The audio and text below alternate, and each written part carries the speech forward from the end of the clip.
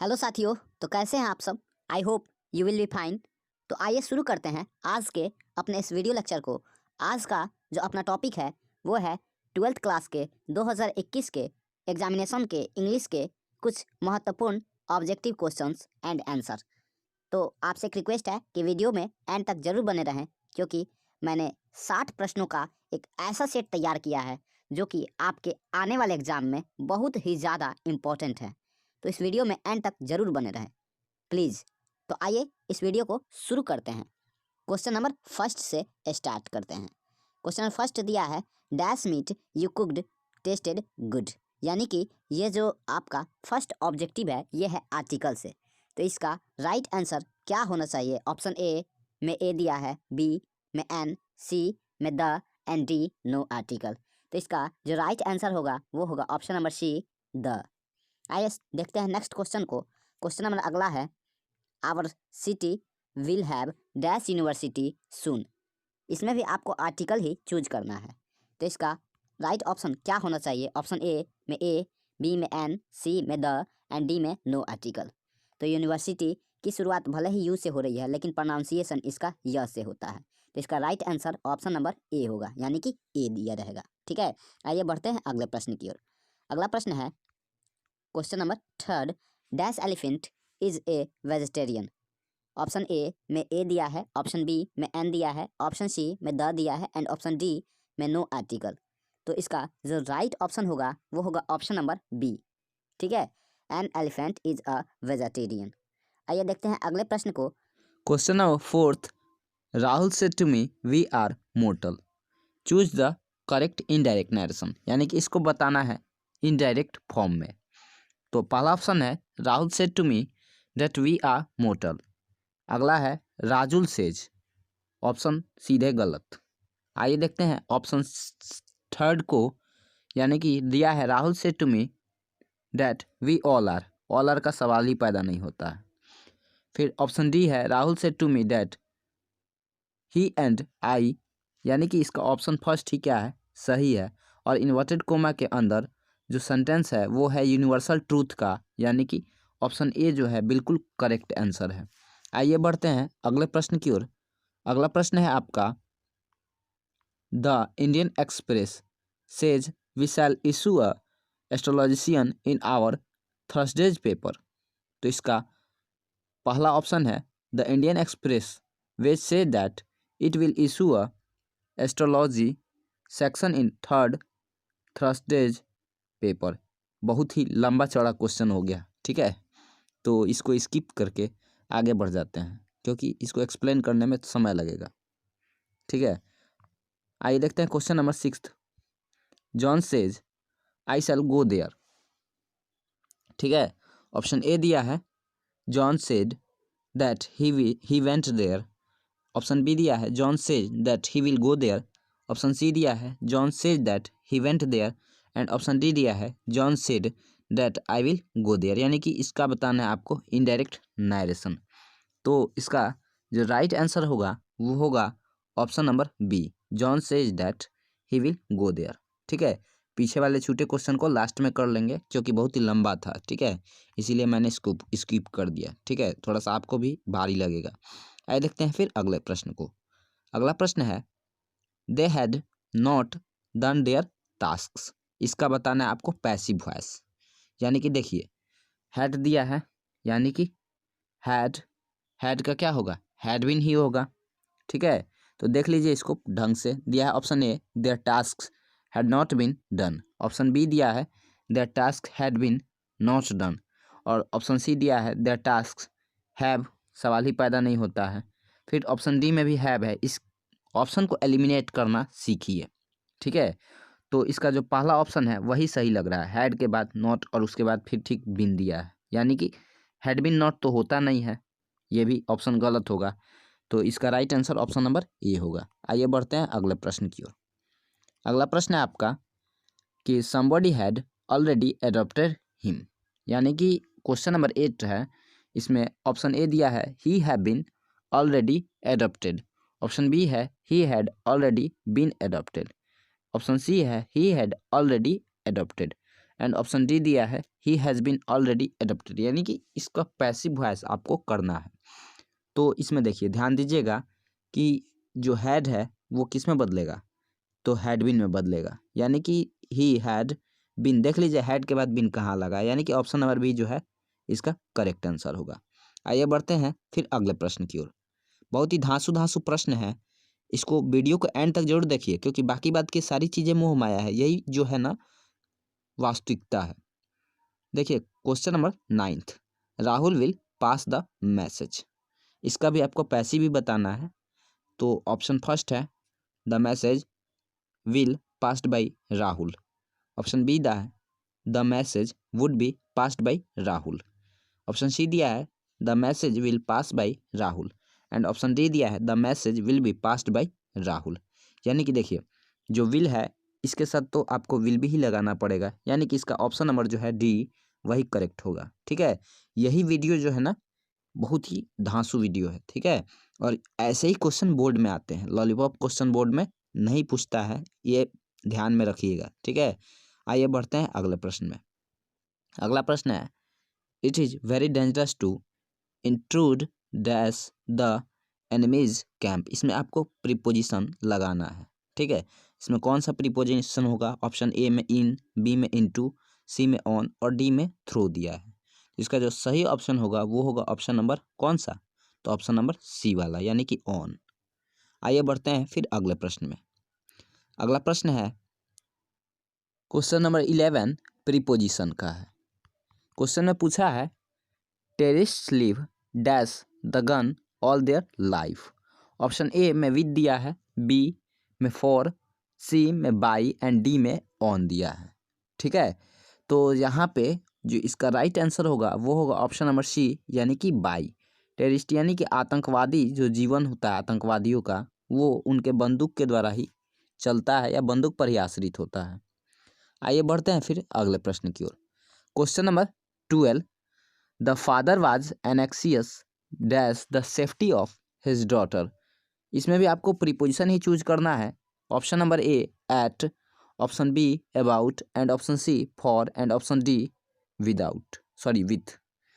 तो इसका जो राइट प्रीपोजिशन होगा वो होगा ऑप्शन नंबर बी, यानी कि अबाउट होगा।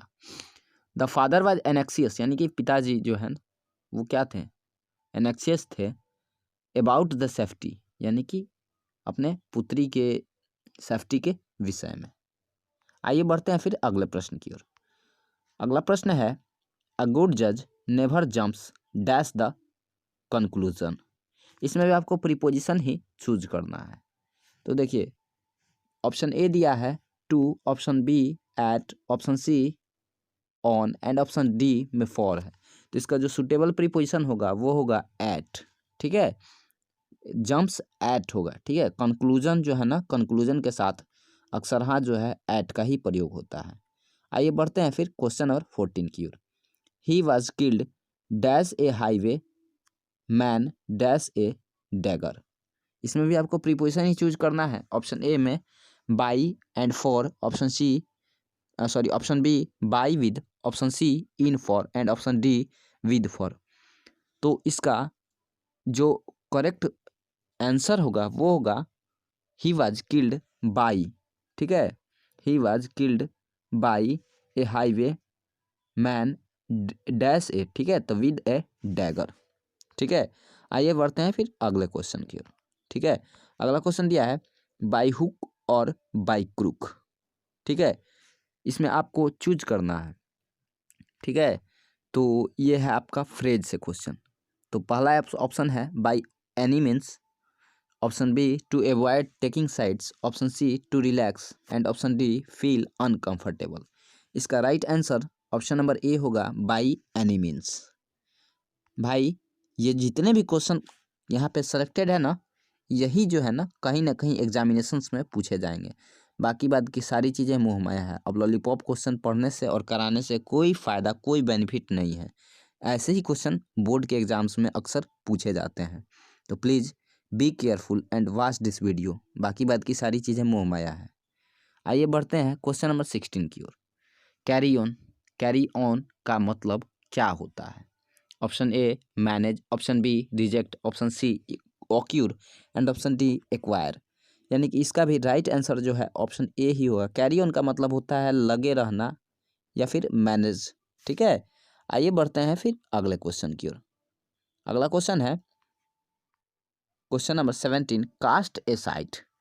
ये भी आपका फ्रेज का ही क्वेश्चन है। ठीक है, मतलब फ्रेज कह लीजिए, ठीक है, या फिर इसको साइनोनिम्स कह लीजिए। ठीक है, तो ऑप्शन ए दिया है reject, option B expel, option C succeed and option D produce. तो इसका जो राइट ऑप्शन होगा वो होगा ऑप्शन नंबर ए रिजेक्ट। आइए बढ़ते हैं फिर नेक्स्ट क्वेश्चन की ओर।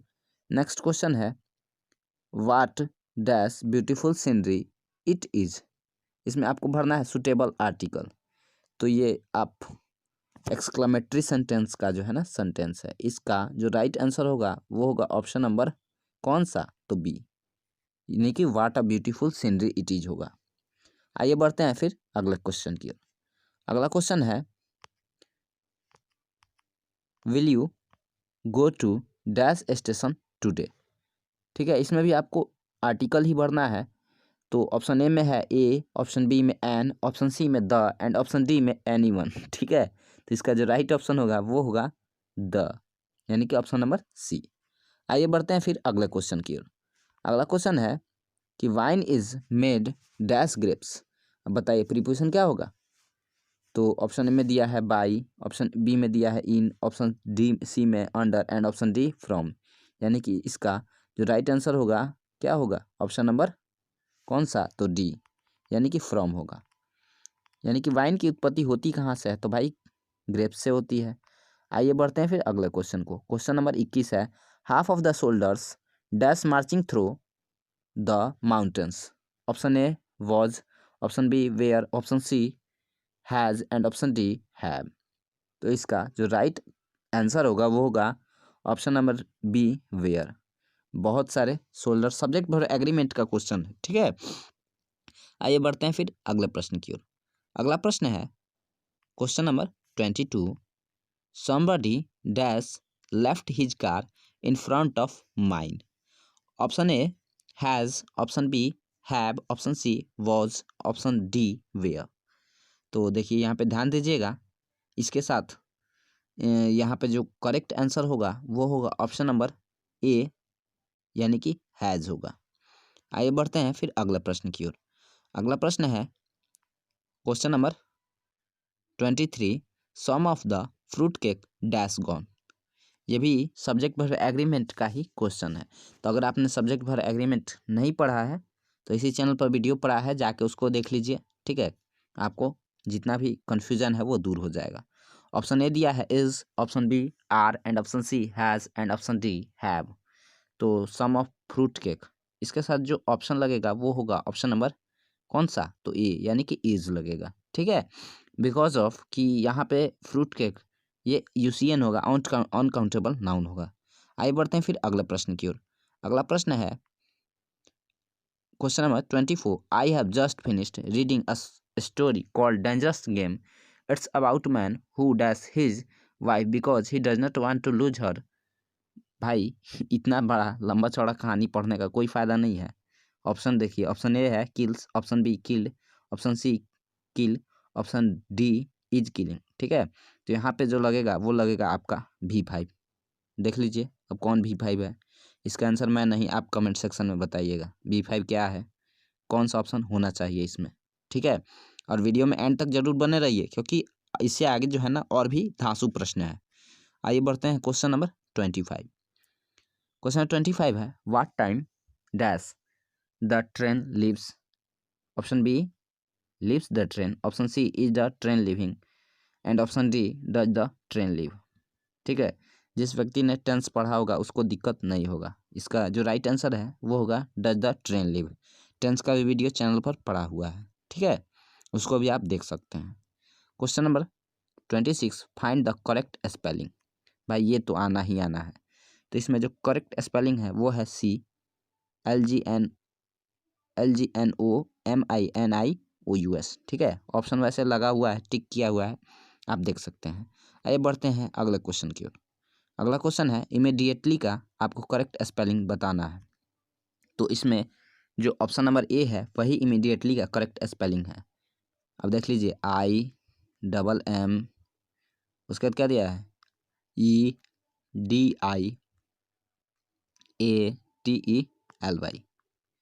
ठीक है, IMMEDIATELY। आइए बढ़ते हैं फिर अगले प्रश्न की ओर। अगला प्रश्न है फाइंड द करेक्ट स्पेलिंग, ठीक है। अब इसमें भी आपको ढूंढना है incessantly का करेक्ट स्पेलिंग। तो इसका भी राइट आंसर जो है वो ऑप्शन नंबर डी है, ठीक है, INCESSANTLY, ठीक है। वैसे ये सारे जो जितने भी वर्ड कलेक्ट किए गए हैं ये इंपॉर्टेंट वर्ड्स हैं। आइए बढ़ते हैं फिर अगले प्रश्न की ओर। क्वेश्चन नंबर 29 भी आपको करेक्ट स्पेलिंग ही ढूंढना है। तो इसमें भी आपका जो करेक्ट आंसर है वो है ऑप्शन नंबर बी वाला। कौन सा? तो INCIPIENT। आइए बढ़ते हैं फिर अगले प्रश्न की ओर। क्वेश्चन नंबर 30 दिया है find the correct spelling. Inconvenience है, तो इसका पहला ऑप्शन ही जो है वो सही है, इनकन्वीनियंस का INCONVENIENCE। ऐसे ही क्वेश्चन जो है ना एग्जाम में आते हैं। आइए देखते हैं फिर अगले क्वेश्चन की ओर। क्वेश्चन नंबर 31 है who tells a lot of lies. Option A Nanu Kaka, option B Sikka, option C Ratiram and option D Sohanlal. ये जो आपका ऑब्जेक्टिव है यह है पिंच ऑफ स्नूप से रिटन बाय मनोहर मालगोनकर। इसमें बहुत ज़्यादा झूठ और चालबाजी नानू काका को छोड़कर और कौन कर सकता है। आइए बढ़ते हैं फिर अगले प्रश्न की ओर। अगला प्रश्न है सेबी father wanted his son to be a dash. क्या बनना चाहता था, क्या बनाना चाहते थे सेबी के पिता उसको? तो ऑप्शन नंबर कोई नहीं होगा, इसका राइट आंसर जो है ना कोई नहीं होगा। क्योंकि इस कहानी में पूरा क्लियर ही नहीं है कि सेबी के पिताजी बनाना क्या चाहते हैं। हाँ, वो नहीं चाहते थे कि उनका बेटा कद्दू पर पेंटिंग करे, लेकिन अब ये भी बात सही नहीं है कि वो एक लर्नेड पर्सन या पॉलिटिशियन या फार्मर कुछ भी बनाना चाहते थे। तो इसका जो राइट आंसर है वो नन ऑफ देज होगा। आइए बढ़ते हैं फिर अगले प्रश्न की ओर। क्वेश्चन नंबर 33 दिया है Pearl S Buck won the Nobel prize in भाई लिटरेचर। बहुत ही VBI क्वेश्चन, इसको तो भाई आप रटिए लो। इसका जो राइट आंसर है वो होगा ऑप्शन नंबर कौन सा सी 1938। आइए बढ़ते हैं फिर अगले प्रश्न की ओर। अगला प्रश्न है sweetest love I do not go in this poem the poet tell about dash. किसके बारे में बात करते हैं कवि इसमें? तो भाई अपनी प्रियतमा के बारे में या प्रेतात्मा जो कह लीजिए, ठीक है। तो इसका जो ऑप्शन नंबर ए है वही करेक्ट है, यानी कि लव, ठीक है। वो अपनी प्रेमिका को बहुत ही ज़्यादा चाहते हैं। आइए बढ़ते हैं फिर अगले प्रश्न की ओर।